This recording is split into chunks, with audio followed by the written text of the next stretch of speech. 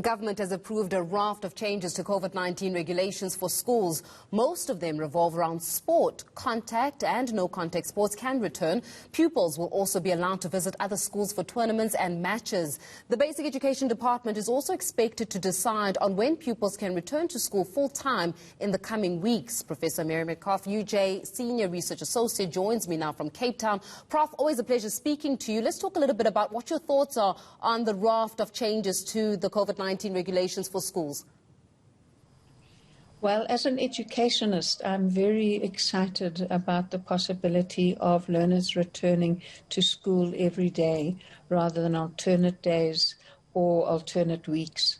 What will be critical is the consultation process, because the levels of anxiety that many people may have about such a decision need to be put to rest through consultation and through the voice of the medical scientists giving us guidance.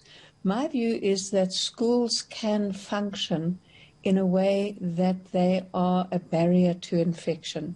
If schools are practicing all of the COVID protocols and they're rigorous about doing that, and it's become the routine within the school, I think children and teachers can be safer at school than they would be out and about in the community. Yeah. Well, let's talk a little bit about that anxiety, Prof, because many parents, for example, will be considering the realities of the pandemic. Obviously, now we're in a change of season where autumn is upon us. Will it make a difference now to, bring contact sports back, albeit without spectators, so to say? How then do you say to the parent, it's okay to let your loved one or to let your little one actually participate in sports?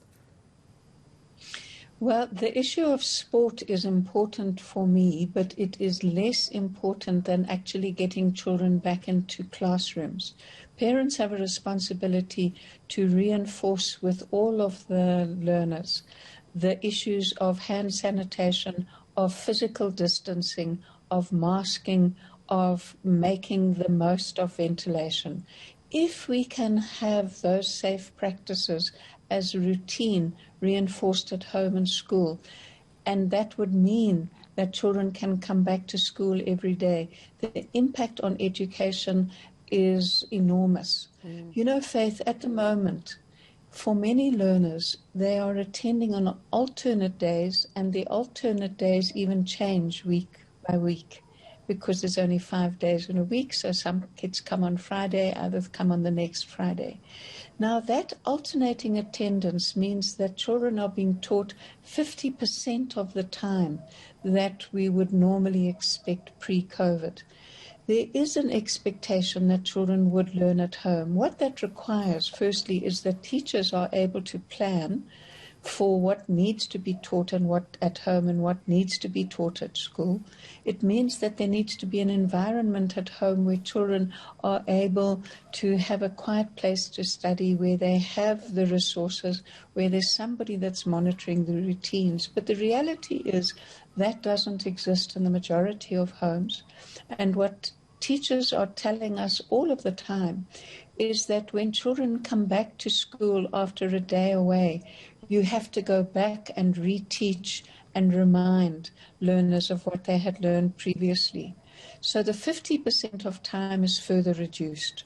Yeah. If we can keep schools safe, if parents can reinforce safe practices, I think it would be a huge advantage to education in the country to have all learners back. Have we considered the psychological impact that this stop-and-go system given by the rotation system actually has on the child, and the ability of the child to retain information as well as the wellness of the child? Have we really interrogated how this stop-and-go actually affects the child psychologically? Teachers are talking about it all of the time. School, we see school as a place which is just the conveying of information, but it's much more than that. Schools need to operate with a whole range of careful routines and practices and ways of relating to each other. Learners who are in school and out of school, one day they feel themselves to be on holiday, the other day they feel themselves to be at school, find it very disorientating. And many teachers are reporting that they're not getting full concentration from learners who who come every second day.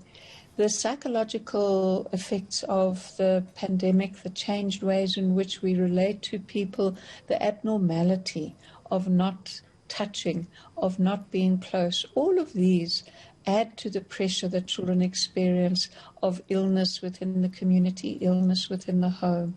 I believe that if we can get back into the full routine of a week of school, at primary school in particular, it would really assist learners in terms of their psychological well-being as well as their readiness to learn. Prof, always a pleasure speaking to you, Professor Mary Metcalfe, UJ Senior Research Associate on that matter.